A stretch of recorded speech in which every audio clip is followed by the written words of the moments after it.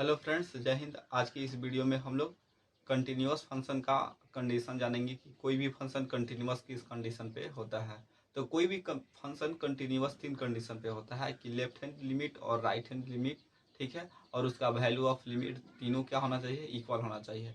यदि तीनों में से कोई एक भी वैल्यू इक्वल नहीं रहता है तो उस कंडीशन में कोई भी फंक्शन कंटिन्यूअस नहीं होगा, अदरवाइज वो डिसकंटिन्यूअस हो जाएगा। ठीक है, तो हम लोग चलिए वीडियो को शुरू करते हैं और इसमें जानते हैं कि कोई भी फंक्शन कंटिन्यूअस किस कंडीशन पे होता है, उसका कंडीशन क्या होता है।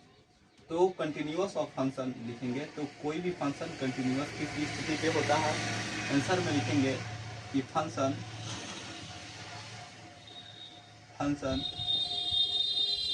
F x is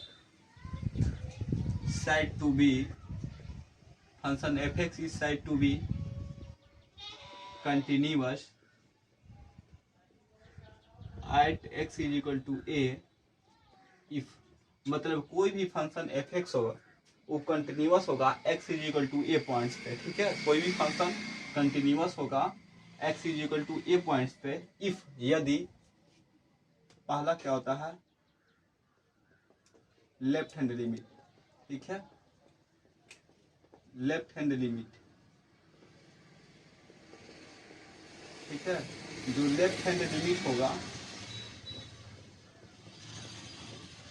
limit h tends to 0 f a minus h. ठीक है, और दूसरा क्या होता है कि राइट हैंड लिमिट। ठीक है, आर एच एल इसको बोलते हैं, इसको लिखते हैं राइट हैंड लिमिट। इसको लिखते हैं limit h tends to 0 f a plus h. ठीक है, यहाँ पे ए माइनस एच होता है लेफ्ट हैंड लिमिट में और राइट हैंड लिमिट में ए प्लस एच होता है। ठीक है, और तीसरा क्या होता है, वैल्यू ऑफ लिमिट। तो वैल्यू ऑफ लिमिट में limit x tends to a f x is equal to f a होता है। ठीक है, इसमें limit x tends to a f x is equal to f a होता है।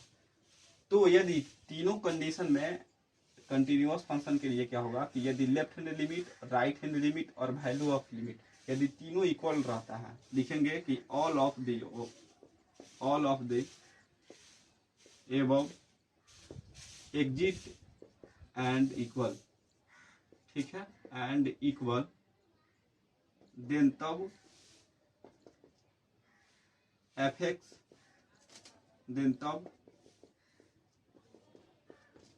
Function F x will be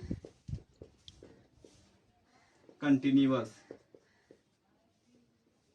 यदि ये तीनों left hand limit, right hand limit और वैल्यू ऑफ लिमिट, ठीक है, तीनों यदि तीनों का वैल्यू बराबर रहता है, इक्वल रहता है, तब उस कंडीशन में function F x will be continuous होगा। उस कंडीशन में जो फंक्शन होता है कंटिन्यूअस होता है।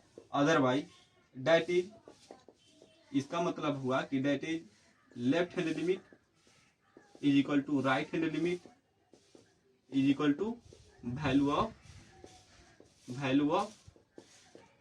लिमिट। यदि left hand limit, right hand limit और वैल्यू ऑफ लिमिट तीनों वैल्यू यदि इक्वल रहता है, उस कंडीशन में जो फंक्शन होता है वो कंटिन्यूअस होता है। तो इस चीज को हम लोग इतना भी लिख सकते हैं।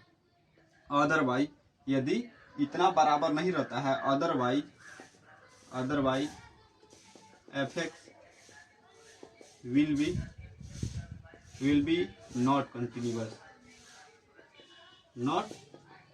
कंटिन्यूअस, दैट इज डिसकंटिन्यूअस होगा, डिसकंटिन्यूअस। यदि अदरवाइज वैल्यू आता है, left hand limit, right hand limit और वैल्यू ऑफ लिमिट में से कोई भी वैल्यू मैच नहीं करता है, इक्वल नहीं रहता है, अदर वैल्यू आता है, ठीक है, उस कंडीशन में क्या होता है कि जो फंक्शन एफ एक्स होता है वो कंटिन्यूअस नहीं रहता है, विल बी नॉट कंटिन्यूअस होता है, अर्थात कहें तो डिसकंटिन्यूअस होता है। ठीक है, तो ये कंटिन्यूअस होने का कंडीशन है कि कोई भी फंक्शन कंटिन्यूअस कब होता है। एक बार और रिपीट कर देते हैं कि कोई भी फंक्शन कंटिन्यूअस होता है कब, यदि उसका left hand limit, right hand limit और वैल्यू ऑफ लिमिट तीनों इक्वल रहता है। तो लेफ्ट हैंड लिमिट का फॉर्मूला क्या होता है कि limit h tends to 0 f a minus h. Right hand का लिमिट का क्या होता है कि limit h tends to 0 f a plus h, ठीक है। और value of limit is equal to होता है limit x tends to a f x is equal to f a होता है, ठीक है। All of the above exist and equal function will be continuous. यदि तीनों इक्वल रहता है, ठीक है, उस कंडीशन में जो फंक्शन होता है कंटिन्यूअस होता है, अर्थात हम इसको इसके फॉर्म में भी लिख सकते हैं, चाहे ये लिखें और चाहे ये लिखें, ठीक है, कि L H L is equal to R H L, मतलब लेफ्ट हैंड लिमिट और right hand limit is equal to value of limit. यदि तीनों वैल्यू बराबर होता है तो उस कंडीशन में जो फंक्शन होता है वो कंटिन्यूअस होता है।